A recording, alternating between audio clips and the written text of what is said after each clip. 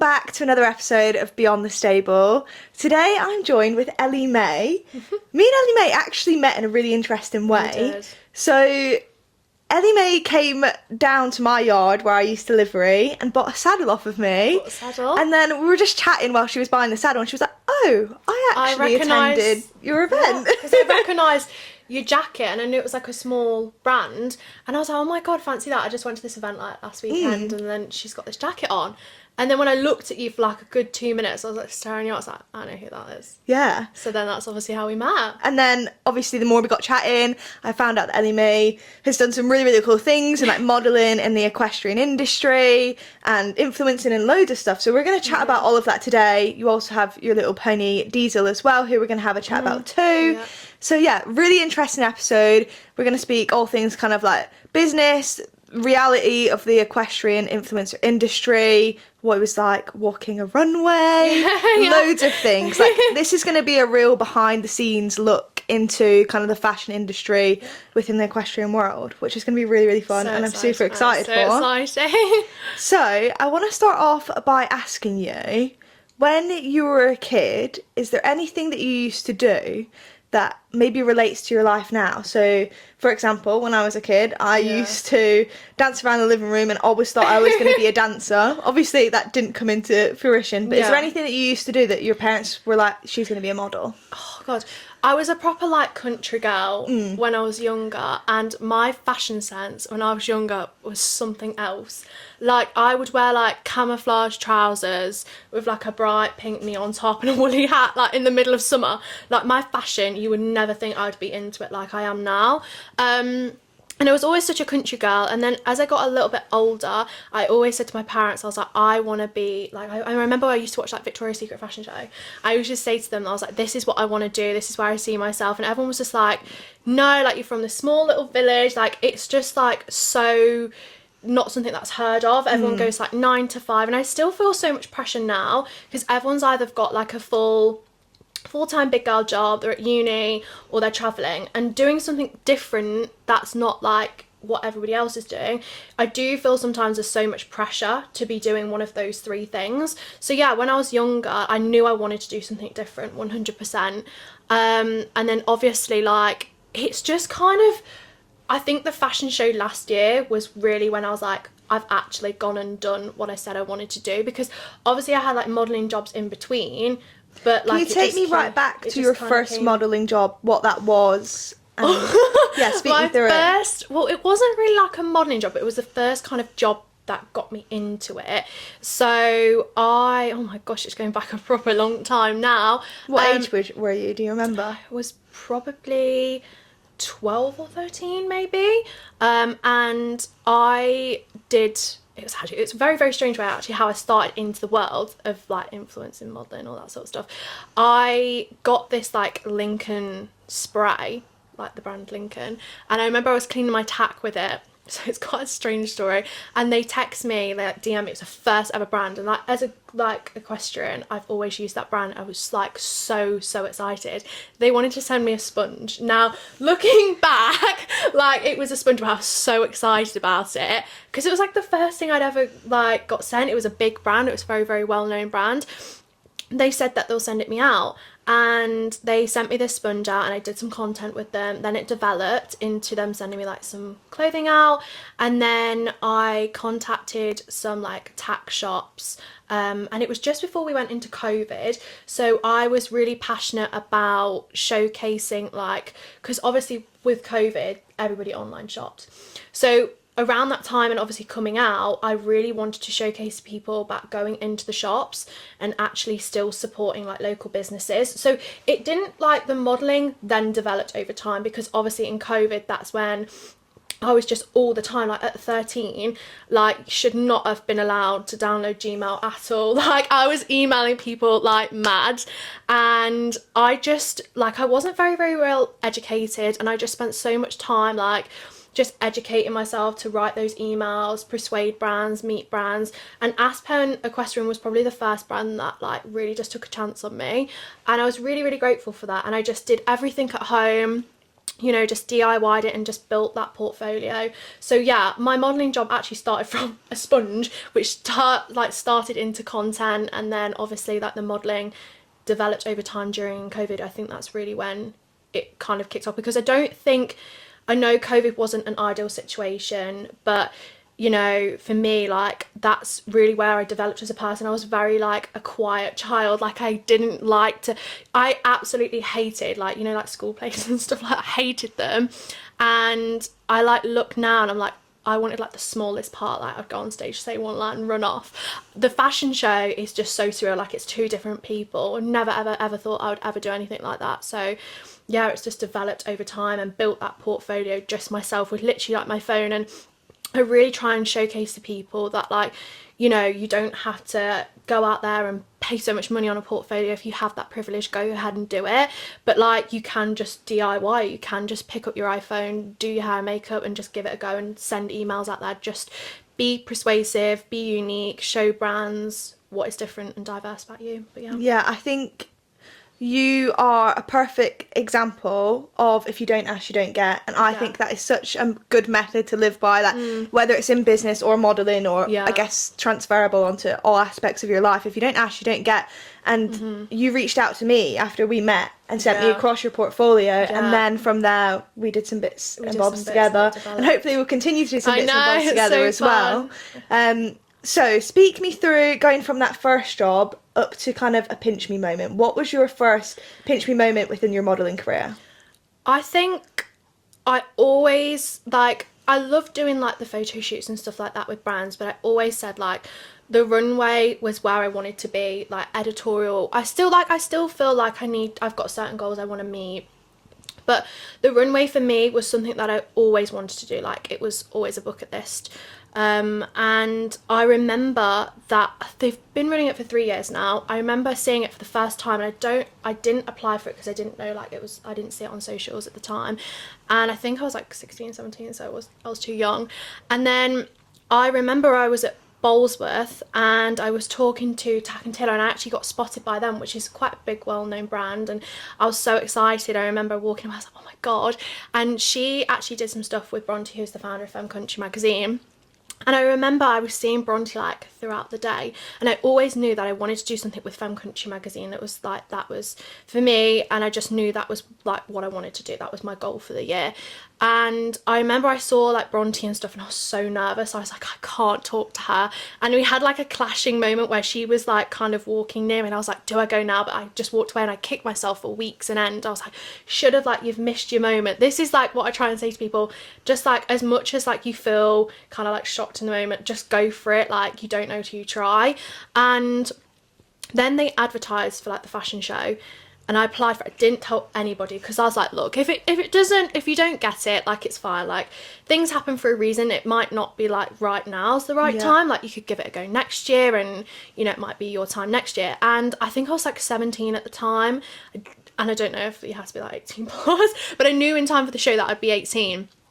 And I applied for it, didn't tell anybody.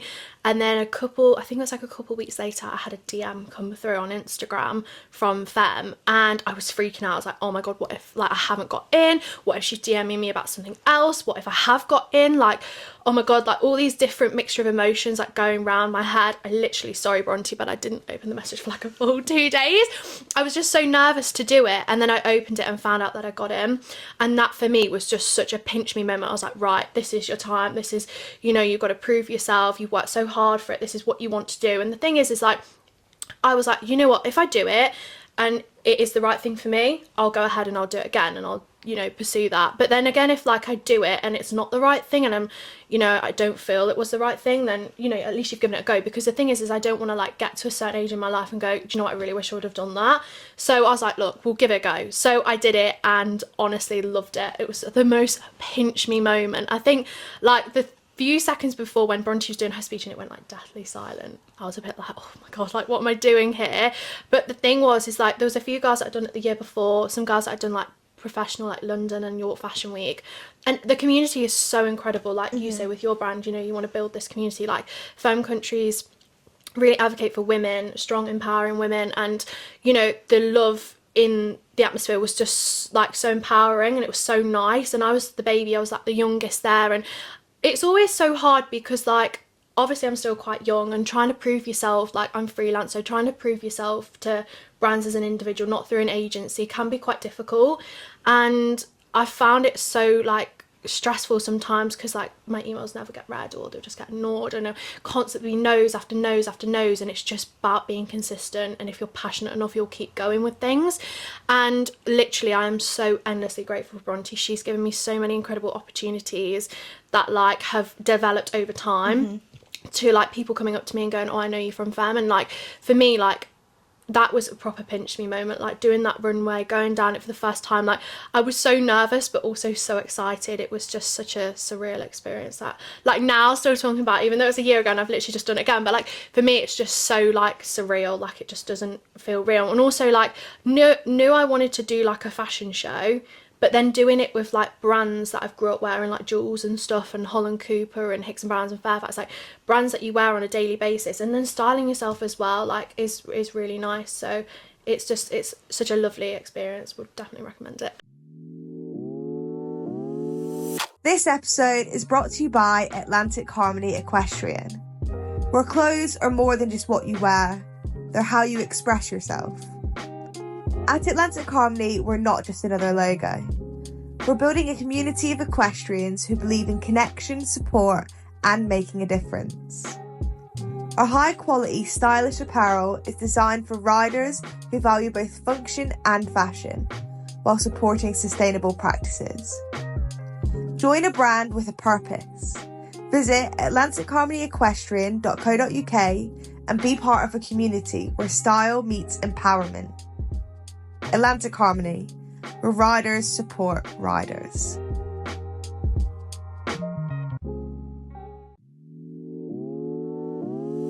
For any people that are kind of like want a little bit more of a back look into that industry, can you speak me through the day, start to finish? For the show, should I do this year or last year?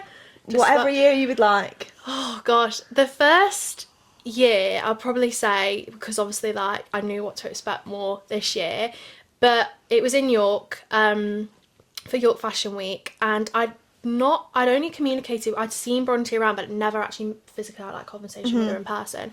And I knew that some girls, I'd seen them like on Instagram and stuff, some people I'd never met before. And it was quite like a scare, like I was a bit scared, to be honest, like at the time. But I just remembered like we're all here for a reason, and you know everyone's so different and so unique, and everyone was so lovely. I remember I walked in and everyone was just so nice, and it just made the whole day. And there were so many different things going on, and I'd never done anything like that before, and I didn't really know like what to expect. Which people probably don't know, we actually style ourselves. So we get put into a first look, we can have like the girls, because everybody gets picked because of their like styling. So I said to Bronte that something that I really want to showcase, because I'm still young, that you know some of these brands that you know are kind of classified as like your everyday, you know, like the big brands and stuff like that, there is this pressure that you should have like all of these set things, and it's expensive. And obviously like for me, like I was still young, and I still am now, but like I really wanted to showcase that you can wear like a cheap £20, £50 blazer from Zara, Primark, wherever, but you can buy something from Holland Cooper, Fairfax, and it be so versatile, you style it up so many different ways. And that's what I really want to showcase on the runway. And when I had that conversation with Bronte, she was like, yeah, I love that vision, because everybody was there for different reasons. Like there was all different ages, you know, there was different styles, and I loved the fact that everybody was so different, and I think that's what made the day so special. And I loved the fact that like when I was talking to some of the girls about the fact that they were like, I love your outfit, and I remember I wore this Primark blazer with Holland Cooper boots and a Hicks and Brown hat and a Holland Cooper belt. Loved it. And I really wanted to showcase that you could style those boots so many different ways. So like if you're gonna spend the money on things, look how many different ways you can style it, and also for my age group as well. And I loved that, and that's what got me really excited. I was literally like a kid in the candy store. Like there was all these different clothes, and it was so nice to just like play dress up for the day. So we style ourselves, we can have help. And I think last year I had about 4 or 5 looks, I think. This year I had 6. But it was so cool because all of the stuff that I wore in the rehearsal, because we did a full rehearsal run through, so you would literally go on the runway, you would come off, grab something off the rack, and you would style it. And the thing was, is everybody was doing set looks, so they'll be like, I'll be wearing this for the 3rd one, be there, and this for the 4th one.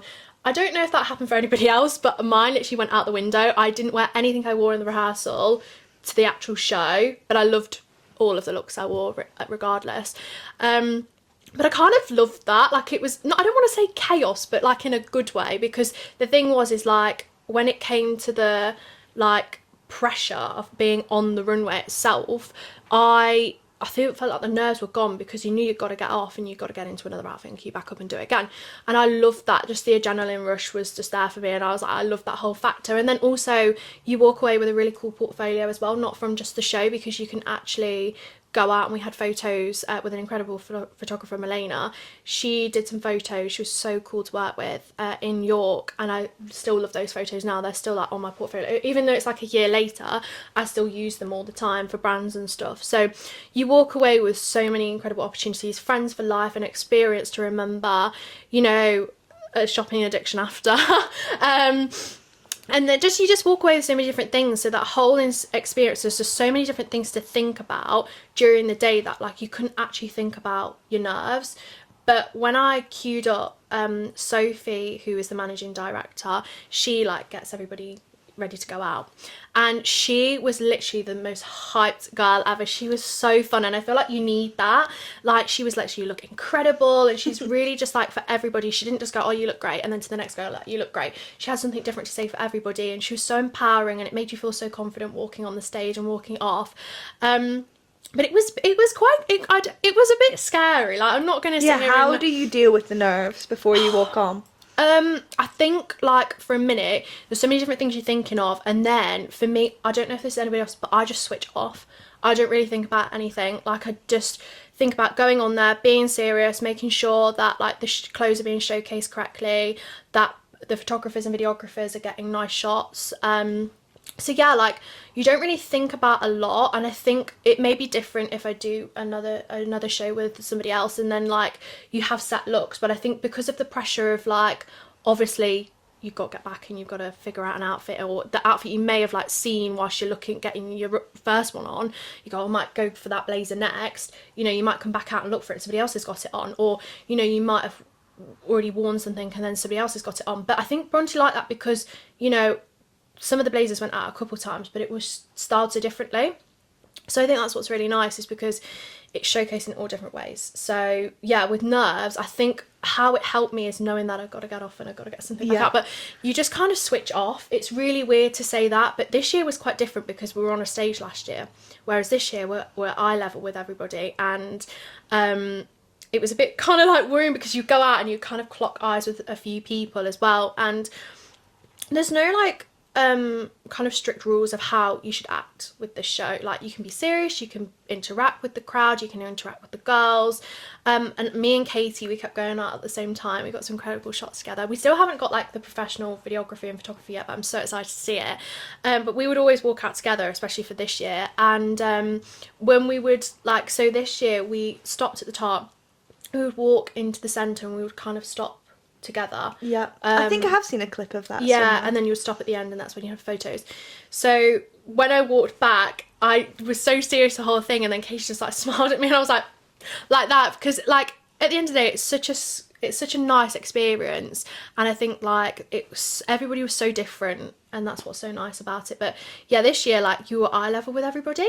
So like I did clock a few eyes with people, and you just try and like be serious.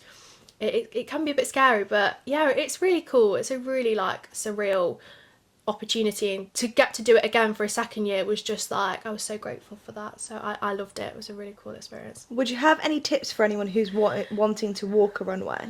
Oh, I think like if you've never done it before, like me, like I've always wanted to do it, you know, you might be like, yeah, it's for me, I'm going to do it, get on there, do it, and it might not be the right thing. Or you might just kind of be like, yeah, I want to give it a go, do it, and you end up loving it. I think you don't know till you try. Every show's different, you know, every atmosphere is different. It's just about being confident within yourself, knowing why you're there. You've got picked by the brand or, you know, stylists, etc., like the team of people. You've been selected there, so everybody's there for a reason.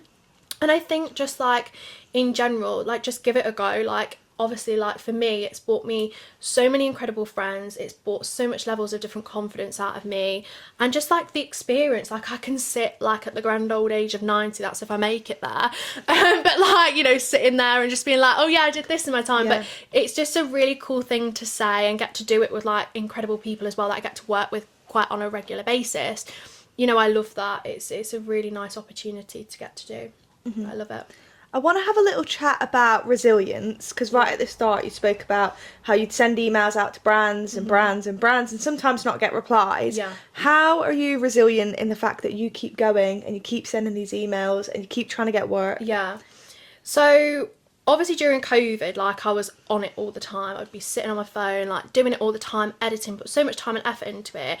And it takes time. Like you can't just do it for 3 days and then get like a massive big like hefty bill your way, like from a brand. Like you've got to really work at it, and it can be infuriating at times, because when I came out of COVID, I went back into school and I was like the GCSE year, so we didn't actually have GCSEs in our year.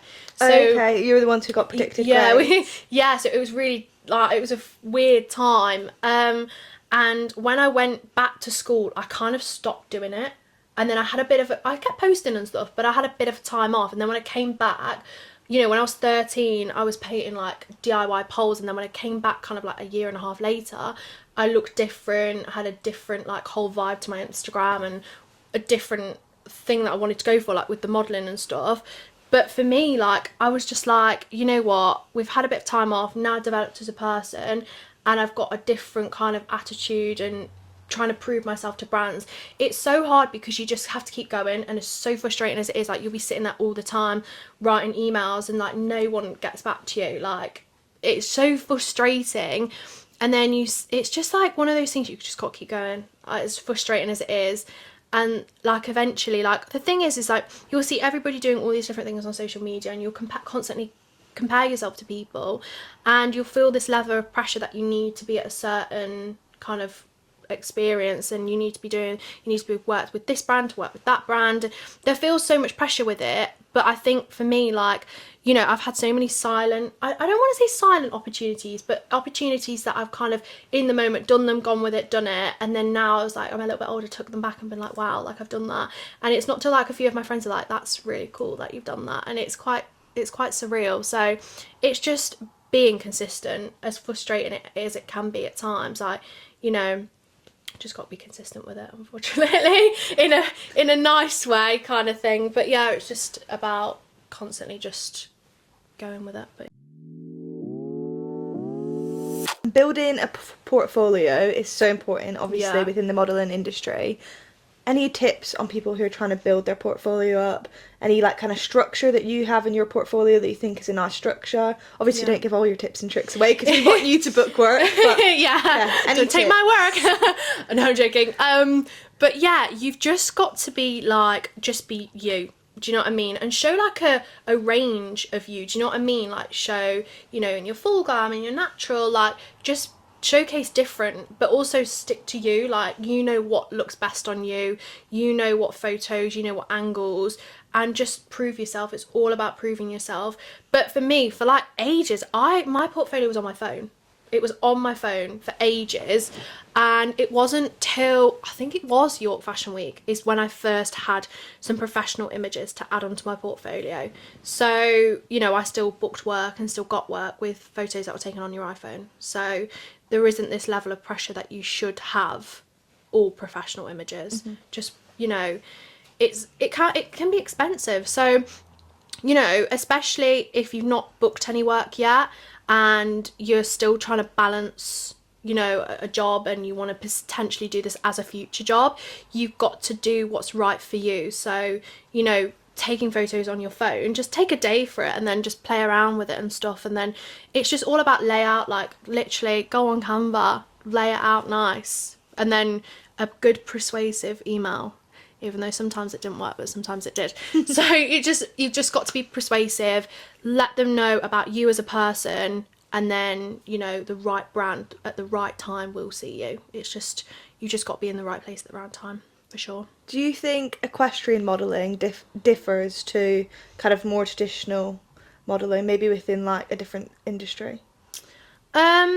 I definitely think, I don't know, because everything's different. Like I've done content creation for like equestrian brands and stuff like that, then I've done like modelling for country brands.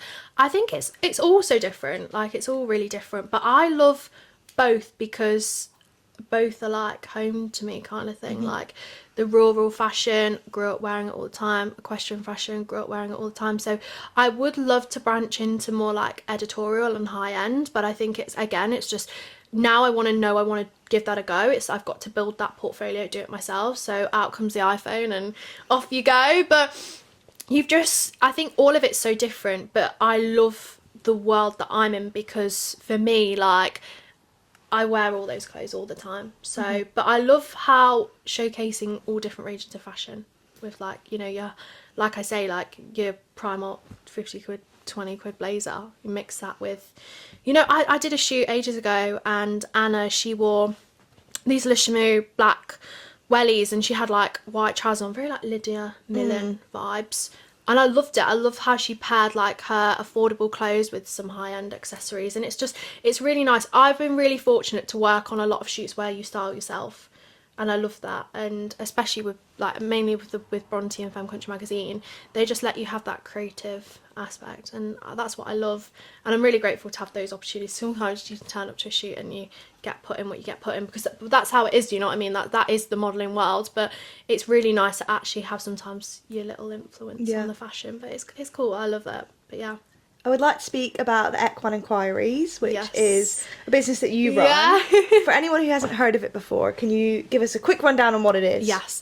So the Equine Enquires, I knew that I wanted to start like, I don't know if it's a business, but like it's just kind of like a little project that I'm starting to see where it develops over time. But I started it very, very spontaneously. I knew that I wanted to do a podcast about businesses and empowering women and giving the room for founders and entrepreneurs to talk about, like, get to know their personality, the story behind starting their brands and stuff. Whilst we're on that topic, guys, sorry to interrupt you, okay. but I have just done an episode with Elle-Mae, so go across, I'll link it down below, go check it out. I don't know how good it was. I tried. It was really good. I think you did really, really well with it, to be fair. I think we had like a few drinks. I don't know if you can see my drinks, but she got me on the drinking game. It was so fun. I loved it. It was really good, and we were so grateful to have you. Thank you. So yeah, guys, if you want to learn a little bit more about me, go across, check that out. Check it out. So yeah, I just wanted to start it, just like not as like a serious thing, just like a little part-time thing where, you know, I can pick it up and play with it when I want to. And then I wanted to organise a few shoots, like portfolio builders. So we did our equestrian one, I think back in July now, and it was just so successful, and we were really grateful for the brands that we had featured on it. We had a venue involved, we were venue scouting across all over the country, and we were really grateful to have a venue that was interested. Some incredible photographers, Emily and Jess, they are absolutely incredible with what they do. They're coming back on our second one, which is really exciting. So we are just kind of developing it in all different ways. So we're going to do like editorial fashion, we've got the dog one coming up soon, we did obviously the equestrian one, so we want to try all different ones, see how it goes, just play around with it. But this year it's going to be quite cool because we've got makeup artists involved, got hairstylists, got some incredible models, and again, like those models I've met through like previous modelling jobs, so they're like my friends and stuff, and it's just such a lovely community. It's going to be a lovely day, like it's going to be at this beautiful venue, so people just get to come and just enjoy the moment, like we've said to everybody, because for me, like, these are portfolio builders for people at the end of the day. And when I've done shoots, I love the fact that you have the own creative like freedom to style yourself. And I know the girls that we picked, they can style themselves. So we have just gone ahead and we've gone, right, bring your stuff. There's going to be brand stuff here. There's going to be stuff to play around with, style yourself. I know you can all style yourselves. I know these clothes fit you well. I know you look great in them. There will be stylists there on the day. So we're just giving people creative freedom with influence as well to help them, support them so they look their best and they stand out and they look different and brands are interested in them. And now I'm still very young, but I want to be able to give younger people that were like me starting on the ladder that ladder to climb up and go ahead with. So I'm really excited, and it's something that hopefully can develop into a strong business. At the minute it's a project and we'll see where it develops, but I'm really excited. It's something that I'm really excited just to go ahead with. But yeah, so that's a little bit about the Equine Enquires, and obviously we do the podcast as well. So it's just all about publication, empowering people, having people have the room to speak about what they want to, and developing and growth. That's really what we try and encourage. So yeah. So for someone who maybe is aspiring to be a model, Yeah. or something like that, can you just give me a quick rundown of the benefits that they would have working with you with their we'll use the upcoming one as an example. So we've got 5 very, very talented photographers which is really cool, because all these photographers, they're very, very well established. They're not in the early stages. They're just looking for some new, fresh content to post on their socials, which is really cool. So some of these girls, they've been around the block, they've done it. Some of these girls are just looking again to refresh their socials, or some girls, they're starting out. And it's really cool because obviously, like, on the day, we have all kind of been there. I know the fashion side, and especially if it's a portfolio builder, like, we want you to feel comfortable in what you're wearing. We're going to have makeup artists and hairstylists, but if you're more comfortable to do your own makeup and your own hair, I'm not going to like sit there and be like, you can't do that. Like, go ahead and do that, because you want to feel comfortable, you want to look your best.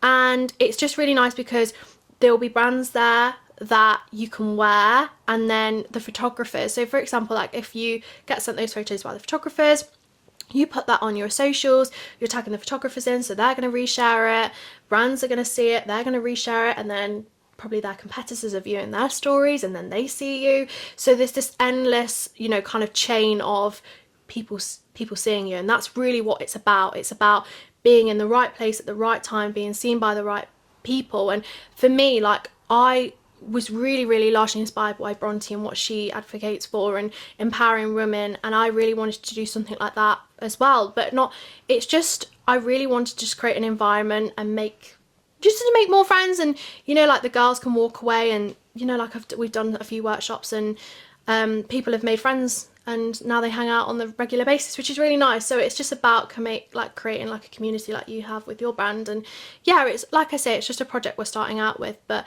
I'm just excited to see where it develops. It's at the minute, it's like one-man band with me and my mum, but yeah, we're just excited to see. But we've had we don't just have like models, hairstylists, makeup artists. We are always advertising for like people backstage as well. So like, if people want to do like behind the scenes, like if someone wants to start as like content creators, they want to do that, they can go ahead, do it. Assistants, like, there's so many endless opportunities that we'll have lots more coming out soon, because it's going to be coming out very, very soon. So it's really exciting because we've got a lot more different spaces this time round for people to be like backstage watching it all. And backstage, that's me getting fashion show mixed up. Behind the scenes, what I mean. But yeah, it's really exciting because there's so many different opportunities for people that they can use it how they want and use the day how they want. So yeah, I think the workshops are a great idea. And I think it just gives people a space where they can learn again, without the judgment. They can go in, whether you're a model, a photographer, like, say, want to get into the backstage kind of stuff, content creation, whatever it is. I think it's a fantastic opportunity for people, and I think as soon as more people see it and understand what the workshops are, I think you'll have a good little business on your hands. I'm really excited to just see where it goes. Like, at the end of the day, like, I know there's so many different things out there that people can go, you can buy your own camera and go ahead there and do that, but sometimes when you're starting out in the industry, you don't know where to turn, like where to go, and you'll get these random DMs and stuff like that you're like I was a victim. Like, you'd be going through DMs and be like, oh my god, this person's offered to send me like 500 quid if I like do this content with this product, and like, they're not real sometimes. So it's a bit scary when you're starting out, and especially I was quite young. My parents would monitor it, but yeah, it's just nice to hopefully like you know, people can see it and it gets on that Explorer page and people can see it, and then it can hopefully fall into the right place really. So yeah, I'm excited. I don't want to rush it, but then I also feel like, again, this whole like pressure of I should be either at uni or full-time 9 to 5 or traveling. Like, I feel like because I'm doing something so different, that I feel like it needs to be so successful, well known, needs to be making thousands from it. So I feel like I need to be doing one of those 3 things for it to be right. But, you know, again, one of these things that I don't want to get to a certain age and be like, I wish I would have given it a go. Yeah, no, it's all about the small steps. I feel like eventually one day you'll be at like so high up on that staircase and you'll look back and be like, oh my god, look at all those small steps that I did and look where I am. Yeah. But no, I think it's fantastic what you're doing, like really good. I'm really grateful, and like you've been so supportive with it. When I first started it, when I was talking to you about it, you were really supportive, so it's nice to hear that from like a founder, because some people just kind of gatekeep, don't they? They don't tell their secrets, but you were so supportive and that's what made it so nice. So yeah, I was really excited. I would like to speak a little bit about your equestrian journey. Yeah. So take me back to when you started riding. We're actually sat in Elle-Mae's living room right now filming this, and I can see some really nice photos dotted around the room of you doing some cross country and jumping and stuff, and with rosettes. So speak me through where it first started. Like, my beams are full of my rosettes. Gosh, so I've been riding my whole entire life. My mum used to do show jumping, a very incredible show jumper. Not that way inclined at all. And I was very fortunate enough to have a little Shetland, and my mum had Diesel, actually pretty much around, he's younger than me, but pretty much around the same time when I was born. And Diesel is this very fiery little 14-2, and he was for me obviously when I came off lead rein. My mum wanted me to do like work in hunter and showing, because that's what I was going into. I had my Shetland, everything was going perfect. I really enjoyed it, as much as like I didn't really enjoy the early starts on a Sunday morning, but I love for the fact that I would come home with potentially a pink rosette, which my mum was like, why do you want a pink rosette? But that's what happens when you're a little girl and you want the pink one. Now I want the red one. But yeah, I loved it as a little girl, and like I wasn't part of pony club or anything like that. I just did the shows and competed all around the county and stuff, and took it further and stuff. Loved it. I was really grateful to have that. And around that time, Diesel was unfortunately had grass sickness, which if in the equestrian industry it's not very well known. It's like colic but 10 times worse, and you get literally less than 48 hours with your horse, probably less than that, and it's absolutely awful what they go through. You just watch your horse deteriorate. At the time I was quite young, so I don't remember like a large amount of it, but I know it was quite a stressful time for my family. And he was beautiful, and yeah, he actually was one of the first survivors in our area, which is incredible to say that. And you know, what we did with him may not work for somebody else, but my mum and I are now like on Facebook group chats, and whenever we see like posts coming up and stuff like that, we always try and give advice as best as we can, because some of the techniques that we did and things that we did with him, people might not have tried that, so it's worth giving it a go. But at the end of the day, we always say to people, you know your own horse or pony, so it's important you know them, you know what works for them.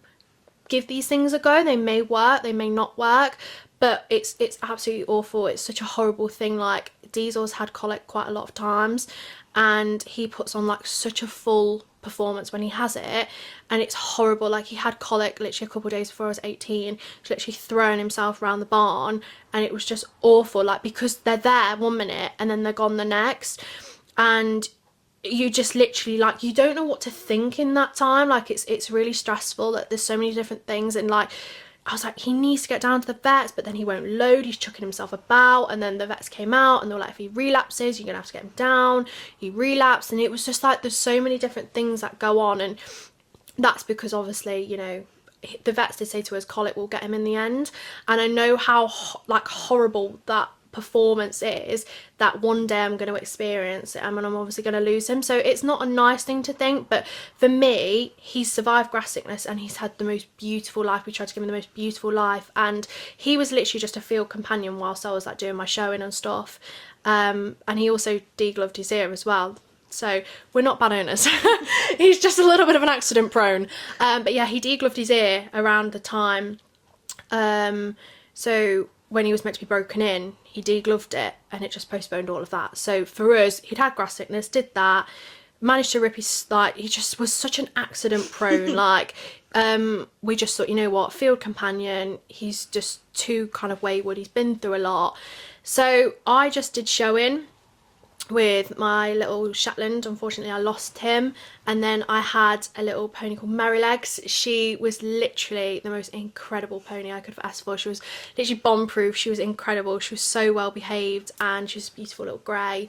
She won me everything I possibly could have asked for, and she was incredible. And then we retired her. We had Mouse at the time because I had her when I lost my Shetland, but she was a little bit wayward, and unfortunately she had laminitis. So we just kept her. We thought it's not the right thing to sell her on. So we kept her, and we just obviously did the right thing for her, and she just enjoyed her life as well. But yeah, and then when I lost, when was I? I think I was like 13. I think when I lost Merrylegs, I had a bit of a break away from it, like went to high school and boys, and not like, you know what it's like when you've done it for so long, like you lose your interest in it. Yeah. And I tried like cheerleading, ballet, clay shooting, which actually people don't know I actually do, which is quite cool. So yeah, I tried loads of different hobbies. I loved the clay shooting, but just like getting on and riding was what I missed. We had Mouse and we had Diesel. We weren't going to part with any of them. And my parents put me into a few lessons when I was like 13, just to get my confidence back up, because I hadn't rode for a while. And we were going to make the decision that we were going to potentially loan something. And then COVID happened. So that kind of was like out the window, and it wasn't even an option anymore. And do you know what? I then began like the begging to my parents. I was like, what about Diesel? And I was still so young, so I didn't know about the grass sickness. I didn't know the severity of it. So I did like research upon that, and understood like with his ear that he could have had a neurological problem. So he wasn't going to be the most easiest. And I did a lot of persuading to my parents, and we were during like COVID, so you couldn't get like saddle fitters out. So we just like Facebook Marketplace and got what we could, and did a little bit of online shopping, and did what we kind of shackled the tack in a bad way. I don't want to say that. Don't want any Karens coming through. But yeah, so we just kind of DIY'd it. I went to B&Q and I got some drain pipes, and I put like duct tape on them, made some poles. Me and my dad made some cross country. I was like, where's this going? What did she do with the poles? Where am I going with that? So yeah, DIY'd those poles, still got them. My dad made me some cross country fences. We used to put them all out in the field. And yeah, COVID was a horrific time. I'm very, very fortunate to live in the countryside. So I just spent time like DIYing things at the yard, and that's when I started YouTube. So I documented it all on there. Please don't go look at that on YouTube because I look awful. I'm definitely gonna go watch that link. Please do not leave that link in bio.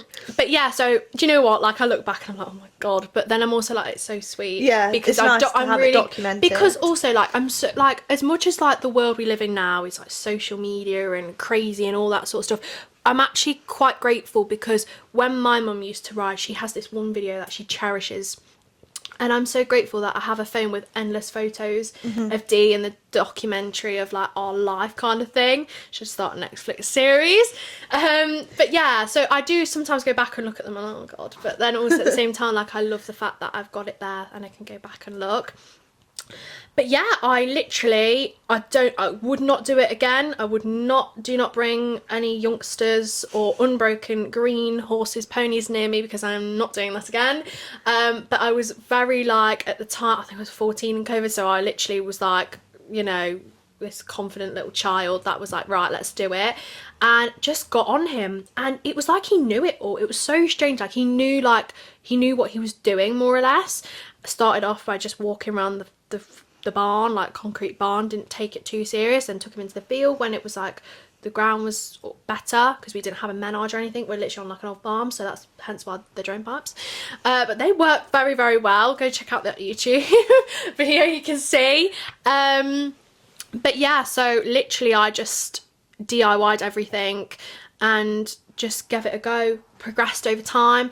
Didn't really know what I wanted to do with him because I was so excited to do a bit of everything. So the cross country, the jumping, just literally like I was still quite inexperienced because obviously I was used to being on lead rein when I was doing showing, and just all I knew was that showpiece, and I was still young, so mum did everything like for me in terms of organising shows, ordering things, the feed. So now as I got older, I got more invested into it. So then the scary thing was changing Dee's feed because he was on a very like strict thing because of his grass sickness and all of that. We didn't want to change his feed.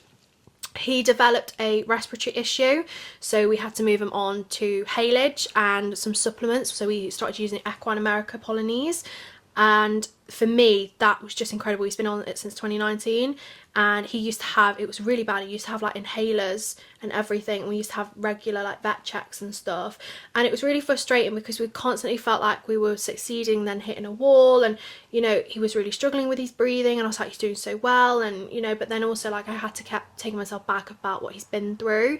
But he was just like, you look at him now and you would not know what he's been through. He's so fit, he looks the best in his life he's ever been, and I'm really kind of like proud of myself that I did that, because like I've kind of made, I know he's not perfect, like, you know, he has mental blocks, but I now know that why he has those, because what he's been through.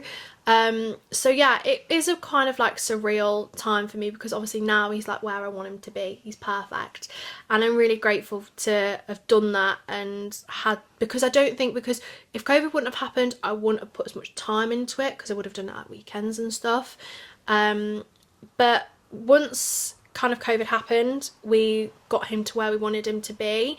I was like, right, I want to get him out and about. So we didn't have a trailer, we didn't have an arena, so we couldn't, you know, we didn't have those facilities.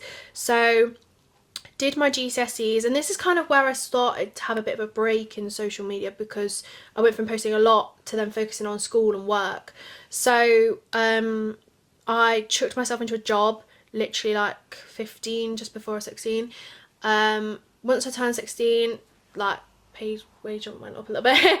Chucked myself into so much work all the time, like pot washing. I was like, I don't care, anything to like get me this horse trailer, and literally just worked consistently.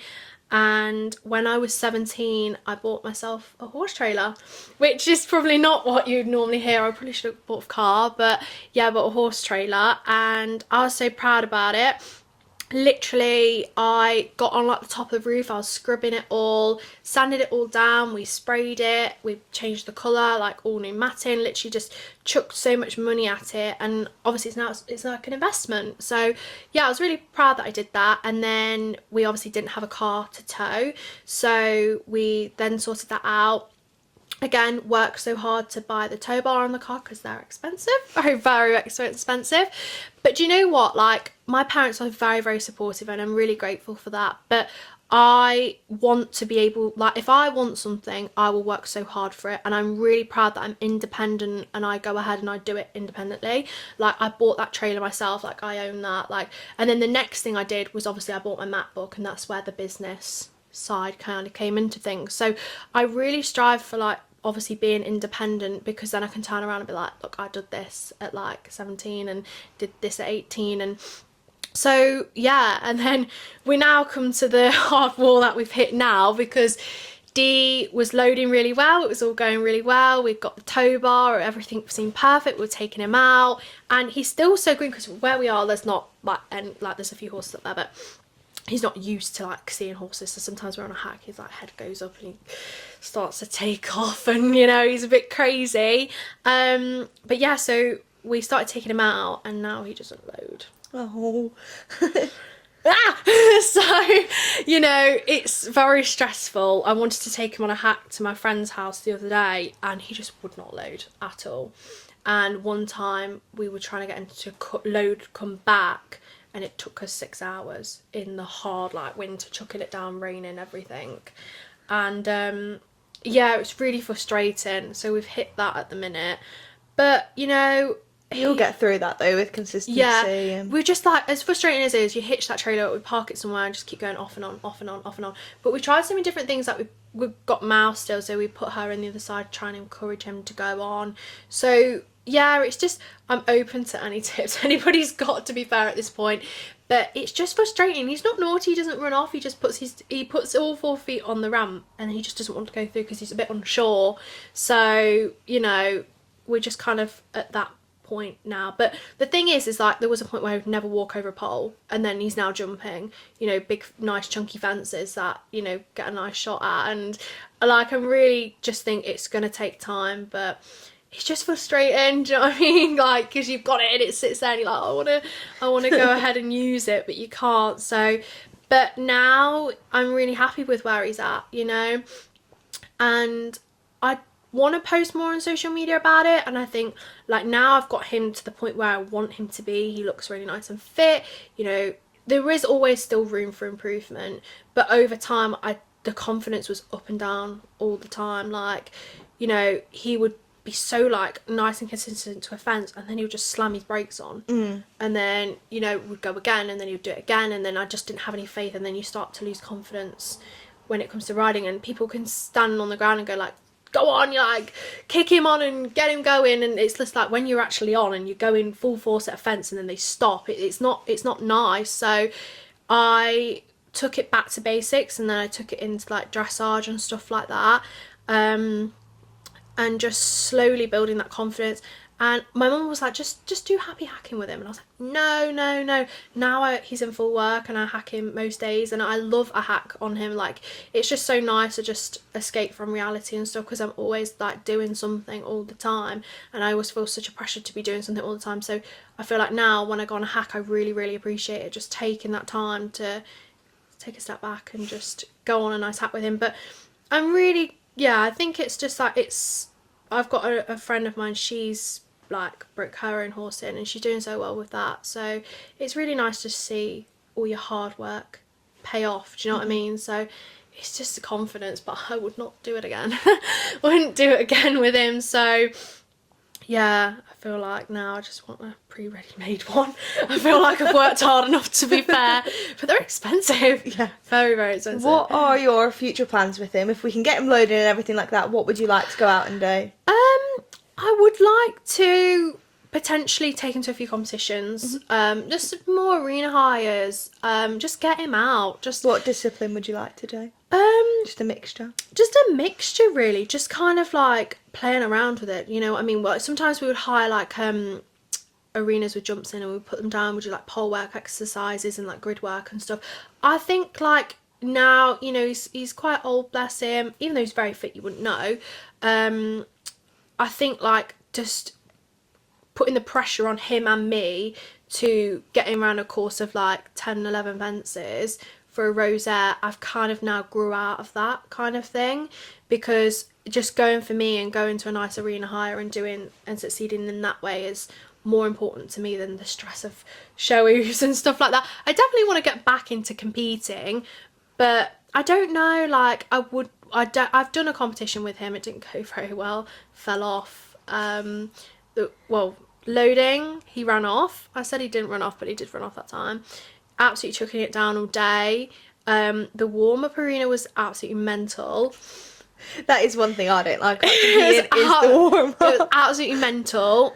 He spooked out to the side and I fell off. Obviously didn't have an extra pair of breeches, so they were literally covered in like this horrible, you know, like the tired arenas, and you know when they're like wet and it gets all like black, and they were like that. It was an absolute mess. I ripped my boots, broke my boots, and I had like my odd like pink flamingo socks on underneath. So my dad had to like duct tape them, and the only duct tape he had was the white and red one. So definitely got marked down for that because it was showing. It was yeah. So it wasn't like show jumping. It was showing. And yeah, went in. Literally everything went out the window. I didn't know what I was doing. I didn't know where I was going, and I walked away with a fourth. there was 4 in the class. So I came last. You don't need to tell people that part. Just say 4. I got a 4th. I got a 4th. I came last. No, but yeah. Do you know what? It was an experience, a very traumatic, wholesome experience. But yeah, everything possibly went wrong with that competition. Didn't do one ever since. Still not done one. So I would like to get him back out, but I just don't think I need to put so much pressure on me and him for it. It's just going to be a fun thing. So, but yeah, it's just because I got him to a nice point, and that's when I wanted to showcase everything, and I'd worked hard for the trailer, and then obviously like it just wasn't working, and I had to just go, look, I'm older now, I'm more mature, I know that what he's been through is a very horrible thing for him to go through, and he's now seen the light at the end of the tunnel. So like I'm kind of like, right, we're just going to enjoy him while we've got him, because you don't know how long you've got them, do you? So yeah, he's really sweet. He's proper cheeky. Like I took him on a ride yesterday, and he literally goes somewhere when he goes on a gallop. Like he's proper cheeky, but I just love that I've produced him kind of thing. He's my own. So yeah, I'm really grateful for that. But yeah, I just kind of see where it goes if we get him on a trailer. If we get him, I have to keep you updated with that. Let's have a quick chat about your social media. Yeah. How that started, where you envision that going. Yeah, so for me, when I started out, like, I didn't really know what an influencer was and a content creator. And then for me, I kind of like had a go at it. I enjoyed it, don't get me wrong, like there was some really cool, incredible opportunities. But over time, I knew like the modelling was what I wanted to do. So going from influencing, being like 13 and being on YouTube and doing all that, to then like now being a bit more older and more mature and got a different sense of fashion and wanting to go into like the modelling and then setting yourself a standard, is different. And it was hard because I lost a lot of followers, I gained a lot, and then I thought, you know what, like I don't really care how many followers I've got. I'm grateful the supporters that I've got that support me and message me and, you know, enjoy the content that I have. So I just have fun with it now. Like, do you know what, like I love a photo dump, like of everything I've been doing for the week or the month, and I just have fun with it, and I just document like the behind the scenes, and people love that. So yeah, I think now I'm just kind of having fun with my socials. Like I don't really want to, I just want people to know like my actual bubbly personality. Yeah, who you are. Yeah, as a person, because obviously like there's the horsey stuff. Like I definitely want to get out clay shooting again and get some content of that. Like I've not really posted that on social media, people don't really know that, so I kind of just want to be a bit more real with it. Not that I wasn't ever not real with it, but obviously when I did the socials when I started out, like I was quite young, so you know, people that have followed me from when I was like 12, 13 might not like my content now, or people that follow me now might not be interested in the stuff that I did when I was 12 and 13. So yeah, it's just about playing it out. But it's such a competitive market. But what I will say is that I've met so many incredible friends for life that I've met, and like I literally go to all of these like networking after parties on my own, and I go to them on my own, and I've just made friends for life. Like, you know, like I met Millie, I met Tiger, I met Demir, like I've met so many incredible people that I get to call like my friends and stuff like that. And I love how I watch people on like Instagram and TikTok and stuff, and then seeing them in person, getting to meet them, and now get to call people like that my friends. It's really nice. So it's definitely brought like a lot of nice people into my life, so I'd say that's a really nice thing that it's brought along the way, for sure. So what would your number one tip be then for anyone wanting to start? Want to start like modelling or socials? Oh, I think just doing it, because I started it when I was at school, and I had 2 accounts running, like my school account and then like the influencer modelling account, and I was so worried that people would find it and people would pull up my YouTube videos. So that happened once. My YouTube video got pulled up on like a laptop at school. That's and horrible. Everybody could see it. Kids are nasty. And it was so embarrassing. I was so embarrassed. And I was like, oh my god. I was literally like this at the chair. I was like, oh, I hate this. But like, do you know what? I did it, and now look, like I'm doing all the things. I'm doing all the things that I want to do. So like, as scary and as intimidating it might be, just be you. That's probably like the best advice I would give. Just be you, be authentic to you, just stand out from the crowd, show people why you're different, and it is scary. Like, I did it when I was at school, and like, you know what school's like, it could be a bit scary. And it's just all about taking risks, for sure. Like, I've been doing it for a while now, and I've developed, you know, each year is this different style content. You know, I'm 19 now, like, it's been a while, so my content when I was like 12 and 13, like, so different to what I post now and stuff.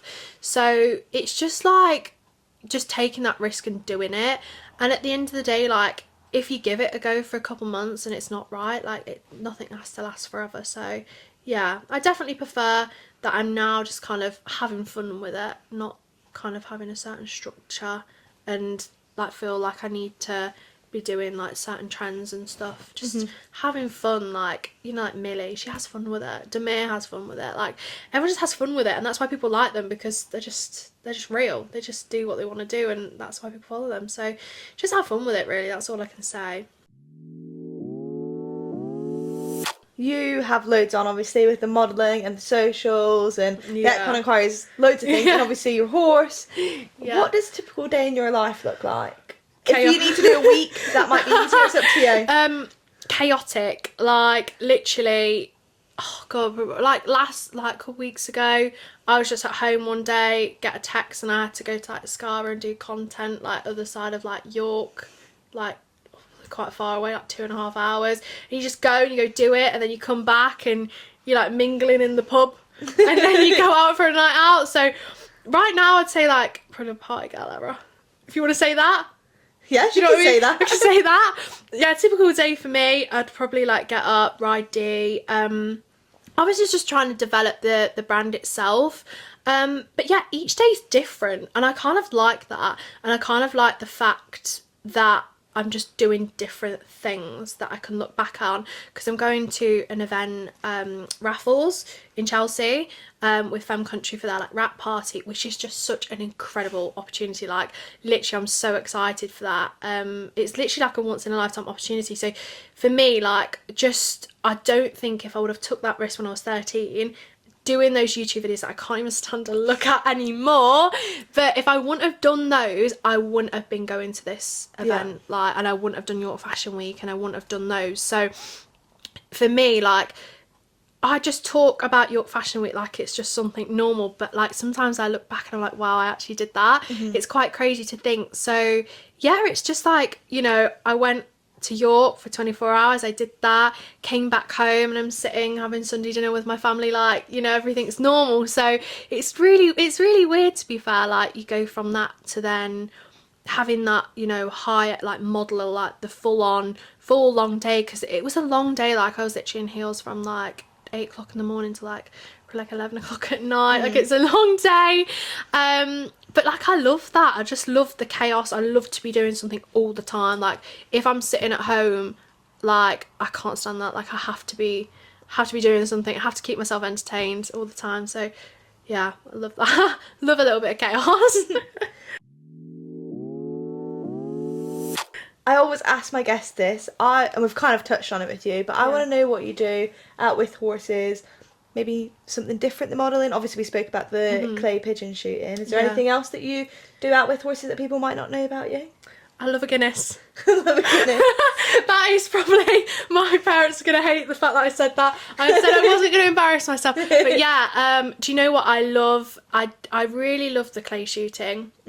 I really love that. My dad's like into that, and my mum's obviously horsey, my dad's like that side of things, so it's nice to have like an equal balance of them. But I haven't done it for a while, and I will be getting back into it soon, and I really just want to get some like cool videos and stuff like that. So, but yeah, I do love to have a little cheeky Guinness in the pot. I can't believe I just said that. No, that's fine. Literally, like 70% of my guests say they like to have a drink in their free time. So yeah, it's fine. It's probably not, you know, what most people would have. I went out on a night out, and I was like, do you know what, I'm just gonna have one drink. So I was like, I'll have a Guinness. And this woman was like, never in my million years that I ever thought that you would say that. And she refused serving it me, and I was so upset. So I got my friend to order it for me, and he was like, I'm not ordering you that because that's just weird. I'm not ordering it in a nightclub. I was like, go for it. But yeah, that's probably a strange thing about me or something that. But actually, people do know that because every time I buy a Guinness, I always put it on my Instagram. So it's not something people don't know. But yeah, so yeah, that's it really. I'm just like love a little party, love going out with my horse, and love just dossing around everywhere. That's me. And I feel like just taking risk. Like I say, like now I feel like everyone's at university. Everyone's either got a big girl job or everyone's travelling, and there's so much pressure. Like, you probably knew what that's like felt like, obviously, when you started your brand, just doing something different. There feels so much pressure that you shouldn't be doing it, and you've got to succeed in it. Otherwise, like, it's just kind of like, do you know what I mean? Like, go into the shadows. So it does feel very pressurizing. But like for me, like this experience now is really crazy. Like, I don't think I would have been doing anything like this when I was younger if I would have said that to my future self. But yeah, it's really cool, and get to do this opportunity. It's really, really grateful. So yeah, thanks so much for coming on. No, it's so fun to have it, and you should definitely check out our podcast because Megan asked me many questions about this, which is so cool because I get to. This is a equestrian drinking game, by the way, for anyone who's not seen it. It's so my cool. final question for you is, if I could get any guest on the podcast, who do you think I should get? Oh, okay. I think you should have like maybe like a show jumper, like Joe Stockdale, or maybe like Ellen Whitaker, one of the Whitakers, maybe get one of those on her. Yeah, no, perfect. No, thank you that's so your much. persuasion now to get them on.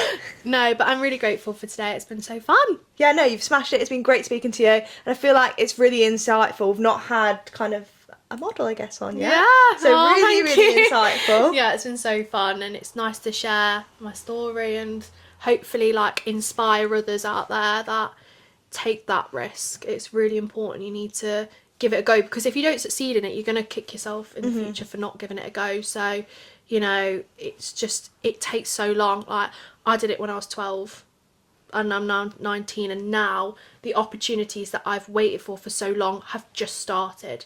So it doesn't happen overnight. Like, some people it does, and that's so nice for them, and it just takes a very, very long time just to get out there and get noticed. So yeah, that's my last thing I'd probably say.